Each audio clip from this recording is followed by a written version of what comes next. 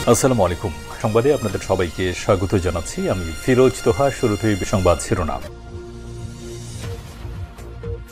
দখলদার ইসরায়েলি বাহিনী এবং ফিলিস্তিন পুরোদমে যুদ্ধ চলছে। আর এই মুহূর্তে আমাদের হাতে এসেছে যুদ্ধের ভয়ঙ্কর কিছু গুরুত্বপূর্ণ আন্তর্জাতিক আপডেট সংবাদ। প্রথমেই জানাবো এবার মালদ্বীপে তুরস্কের যুদ্ধজাহাজ শঙ্কিত ভারত।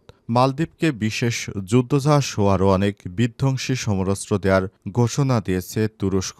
প্রতিরক্ষা বিষয়ক সম্পর্ক জোরদারে গুরুত্বপূর্ণ পদক্ষেপ হিসেবে মালদ্বীপের নৌবাহিনীর জন্য সিটিজি ভলকান P-343 নামে নানান দোয়ান শ্রেণীর দ্রুতগামীর আক্রমণাত্মক নৌযান দেওয়ার ঘোষণা দিয়েছে তুরস্ক। এতেই ভয়ানক বিপদে পড়েছে হিন্দুত্ববাদী নরেন্দ্র মোদী। এরপর জানাবো গাজায় স্থায়ীভাবে বিকলাঙ্গ হওয়ার ঝুঁকিতে ৬ লক্ষ শিশু। ইসরায়েলের অব্যাহতভাবে গাজায় ওষুধ সামগ্রী প্রবেশ বন্ধ করে দেয় প্রায় অর্ধ মিলিয়নের বেশি শিশু স্বাস্থ্য ঝুঁকিতে রয়েছে। এদিকে ভারতের জম্মু কাশ্মীরে বন্দুক হামলা, সৌদি থেকে অমিত শাহকে ফোন করে নরেন্দ্র মোদীর উদ্বেগ। ভারত নিয়ন্ত্রিত জম্মু কাশ্মীর এলাকায় পর্যটকদের উপর সরাসরি গুলির ঘটনায় ৬ জনের অবস্থা গুরুতর। তারা যে কোনো সময় মৃত্যুবরণ করবে বলে জানিয়েছে ভারতের সংবাদ সংস্থা। এই ঘটনায় ভারতের প্রধানমন্ত্রী নরেন্দ্র মোদী বর্তমানে সৌদিতে রয়েছেন। তিনি কেন্দ্রীয় স্বরাষ্ট্রমন্ত্রী অমিত শাহকে ফোন করে উদ্বেগ প্রকাশ করেছেন। জানাবো পোপের শেষকৃত্য অনুষ্ঠানে ট্রাম্প সহ যাচ্ছেন আরও যারা। শনিবার ২৬ এপ্রিল পোপ ফ্রান্সিসের শেষকৃত্য অনুষ্ঠিত হবে। আজ ভ্যাটিকানের পক্ষ থেকে এই তথ্য জানানো হয়েছে। পোপের শেষকৃত্য অনুষ্ঠানে বিশ্বের শতাধিক নেতারা উপস্থিত থাকবেন, খবর বিবিসির। এবং সর্বশেষ জানাবো বেনজিরের বিরুদ্ধে ইন্টারপোলে রেড নোটিশ জারি। পুলিশের সাবেক মহাপরিদর্শক বেনজির আহমেদকে গ্রেপ্তার করতে রেড নোটিশ জারি করেছে international criminal police organization Interpol.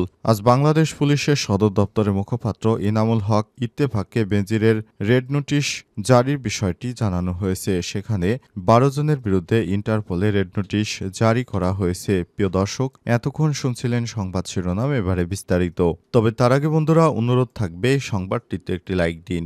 এই চ্যানেলে আপনি নতুন হয়ে থাকলে আমাদের সংবাদটি দেখতে দেখতে চ্যানেলটি সাবস্ক্রাইব করে রাখুন। কমেন্ট করে বন্ধুরা আপনার মূল্যবান মতামত জানিয়ে দিন আপনি বিশ্বের কোন দেশ থেকে বা বাংলাদেশের কোন স্থান থেকে আমাদের সংবাদটি দেখছেন এবং শুনছেন। আর বন্ধুরা, গাজা যুদ্ধে আপনি যদি নিরীহ ফিলিস্তিনিদের ভালোবেসে থাকেন, কমেন্টে ইয়েস লিখে বিশ্ববাসীকে জানিয়ে দিন। সংবাদটি আপনার সোশ্যাল মিডিয়া ফেসবুকে বন্ধুদের মাঝে শেয়ার করে দিন। এবারে বিস্তারিত।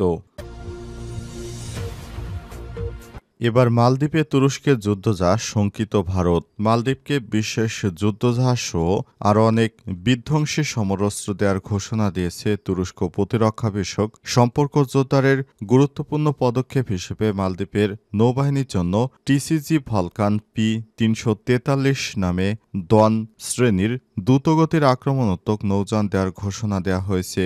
এটি হস্তান্তরটি এবছরের এপ্রিল থেকে জুন মাসের মধ্যে সম্পূর্ণ হবে এবং ডক ল্যান্ডিং শিপের মাধ্যমে বিশেষ যুদ্ধজাহাজটি মালদ্বীপে পাঠানো হবে, যেখানে জুলাই মাসে এটি নৌবাহিনীর কমিশন করা হবে। তুরস্কের একটি নৌ প্রশিক্ষক দল মালদ্বীপে পৌঁছে বিশেষ জাহাজটির বিভিন্ন সিস্টেম চালু করবে এবং মালদ্বীপের নৌসেনাদের জন্য ২ সপ্তাহব্যাপী একটি প্রশিক্ষণ কর্মসূচি পরিচালনা করবে। ইতিমধ্যেই এই প্রশিক্ষণ কার্যক্রম ৭ এপ্রিল থেকে তুরস্ক শুরু হয়েছে এবং ৯ মে শেষ হওয়ার কথা রয়েছে। সেই অনুদান তুরস্ক ও মালদ্বীপের মধ্যে প্রতিরক্ষা সহযোগিতা একটি নতুন মাত্রা সূচনা করছে এবং ভারতীয় মহাসাগরীয় অঞ্চলে IOR মালদ্বীপের কৌশলগত অবস্থানের কারণে এটি ভারতের জন্য চরম উদ্বেগের কারণ হয়ে উঠেছে। টিসিজি ভলকান P-343 নামে দোয়ান শ্রেণীর দ্রুতগতির আক্রমণাত্মক নৌযান, যা জার্মানি জাহাজ নির্মাতা প্রতিষ্ঠান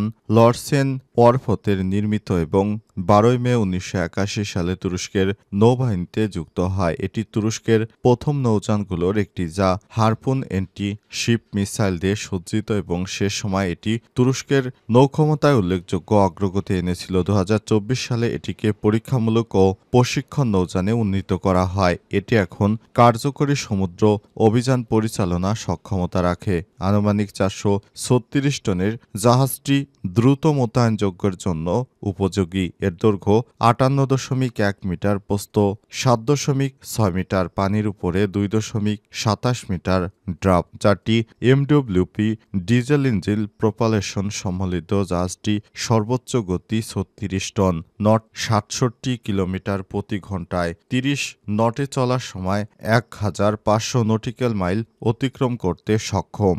যদিও ভলকান বর্তমানে তুলনামূলকভাবে পুরনো এবং আধুনিক সিলিক ক্লাস নৌযানের চেয়ে কম উন্নত, তবুও এটি উপকূলীয় প্রতিরক্ষা ও টহল মিশনের জন্য উপযুক্ত। সম্প্রতি এটি ইস্তানবুলে নেভাল শিপইয়ার্ডে রক্ষণাবেক্ষণের মাধ্যমে প্রস্তুত করা হয়েছে। গাজায় স্থায়ীভাবে বিকলাঙ্গ হওয়ার ঝুঁকিতে 6 লক্ষ শিশু। ইসরায়েলের অব্যাহত গাজায় ওষুধ সামগ্রী প্রবেশ বন্ধ করে দেয়ায় প্রায় 500,000-এর বেশি শিশু স্বাস্থ্য ঝুঁকিতে পড়েছে। গাজার স্বাস্থ্য মন্ত্রণালয় জানিয়েছে, ওষুধ সামগ্রীর মধ্যে পোলিও ভ্যাকসিন প্রবেশ করতে দেওয়া হচ্ছে না। খবর আল জাজিরার এক বিবৃতিতে মন্ত্রণালয় জানিয়েছে, পোলিও টিকা প্রবেশ বন্ধ করে দেয়ায় গাজায় চতুর্থ ধাপে এর কার্যক্রম চালানো যাচ্ছে না। এর ফলে 6,02,000 শিশু স্থায়ীভাবে বিকলাঙ্গ ও দীর্ঘস্থায়ী প্রতিবন্ধকতার ঝুঁকিতে রয়েছে। কর্মকর্তারা জানিয়েছে, স্বাস্থ্যের পরিণতি বিপর্যয়কর হতে পারে। গাজার স্বাস্থ্য মন্ত্রণালয় জানিয়েছে, পর্যাপ্ত পুষ্টি এবং সুপেয় পানি অভাবে শিশুরা ভয়াবহ স্বাস্থ্য ঝুঁকির মধ্যে রয়েছে। গত মার্চ থেকে গাজায় মানবিক সহায়তা প্রবেশ করতে দিচ্ছে না ইসরায়েল। জাতিসংঘ সতর্ক করে বলেছে, মানবিক সহায়তার অভাবে গাজায় ভয়াবহ বিপর্যয় নেমে আসতে পারে।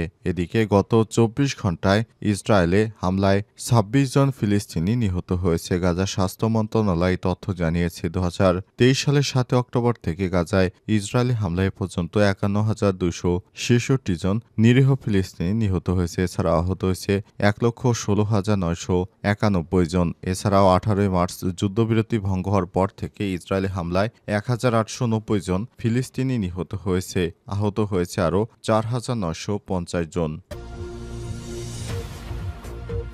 জম্মু কাশ্মীরে বন্দুক হামলা, 5 পর্যটক নিহত। সৌদি থেকে অমিত শাহকে ফোনে উদ্বিগ্ন মোদির। ভারত নিয়ন্ত্রিত জম্মু কাশ্মীর পেহেলগামে বৈশরণ উপত্যকায় পর্যটনের উপর বন্দুক হামলার ঘটনা ঘটেছে। আজ এই হামলা চালানো হয়েছে বলে এক প্রতিবেদনে জানিয়েছে আনন্দবাজার পত্রিকা। প্রতিবেদনে বলা হয়েছে, হামলাকারীরা এলোপাতাড়ি গুলি ছোড়ে। এ সময় 6 পর্যটন গুরুতরভাবে আহত হয়ে হাসপাতালে। তারা যে আশঙ্কাজনক অবস্থায় রয়েছে তারা হয়তো বাঁচবে না। ওই প্রতিবেদনে আর বলা হয়েছে, পহেলগাঁওয়ের ঘটনা সম্পর্কে জানতে ভারতের কেন্দ্রীয় স্বরাষ্ট্রমন্ত্রী অমিত শাহকে ফোন করেছেন প্রধানমন্ত্রী নরেন্দ্র মোদী। বর্তমানে সৌদি আরবে থাকা অবস্থায় মোদী অমিত শাহকে ফোন করে পহেলগাঁও সম্পর্কে খোঁজখবর নেন এবং তাকে জম্মু কাশ্মীরের যাওয়ারও কথা বলেছেন। প্রাথমিকভাবে জানা গেছে, বেশ কয়েকজন পর্যটক ট্রেকিং করছিল, সেই সময় তাদের উপর হামলা চালানো হয়। পর্যটকদের ভিড়েই মিশেছিল হামলাকারীরা। এই ঘটনার পর সেনা এবং পুলিশ ঘটনাস্থলে পৌঁছায়। হামলাকারীদের খোঁজে তল্লাশি চালানো হচ্ছে। এই ঘটনার পরেই জম্মু কাশ্মীরের মুখ্যমন্ত্রী ওমর আবদুল্লাহ এক্স হ্যান্ডেলে লিখেছেন, পর্যটকদের উপর এই ধরনের হামলা নিন্দনীয়, এই ঘটনা বর্বরচিত। অন্যদিকে পিপলস ডেমোক্রেট পার্টির প্রধান মেহবুবা মুফতি এই হামলার তীব্র নিন্দা জানিয়েছেন। এই ধরনের হিংসাত্মক ঘটনা বরদাস্ত করা হবে না। বেনজিরের বিরুদ্ধে ইন্টারপোলের রেড নোটিশ জারি। পুলিশের সাবেক মহাপরিদর্শক আইজিপি বেনজির আহমেদকে গ্রেপ্তার করতে রেড নোটিশ জারি করেছে international criminal police organization Interpol. গত 10 এপ্রিল এই রেড নোটিশ জারি করা হয়েছে। আজ বিষয়টি বাংলাদেশ পুলিশ দপ্তরের মুখপাত্র এনামুল হক ইত্তেফাকে বেনজিরের বিরুদ্ধে রেড নোটিশ জারি বিষয়টি নিশ্চিত করেছেন। পুলিশ সদর দপ্তর সূত্র থেকে জানা গেছে, আদালতের নির্দেশনায় প্রসিকিউশন রাষ্ট্রপক্ষ অথবা তদন্ত সংস্থার অনুরোধের প্রেক্ষিতে পুলিশের সদর দপ্তরে ন্যাশনাল সেন্টার ব্যুরো এনসিবি শাখা ইন্টারপোল রেড নোটিশ জারির আবেদন করে থাকে। বেনজির সহ 12 জনের বিরুদ্ধে এই আবেদন করা হয়েছে। গত বছর 15 ডিসেম্বর সাবেক আইজিপি বেনজির আহমেদ এবং তার স্ত্রী সন্তানদের বিরুদ্ধে 4টি মামলা করে দুদক। চলতি বছর 8ই জানুয়ারি আদালত বেনজিরের স্ত্রী জিশান মির্জা এবং ছোট মেয়ে তাহাসিন রাইসা বিনতে বেনজিরের আয়কর নথি জব্দের আদেশ দেওয়া হয়। 13 জানুয়ারি বেনজির আহমেদ ও তার বড় মেয়ে ফারিন রিশতা বেনজিরের আয়কর নথি জব্দের আদেশ দেয় আদালত।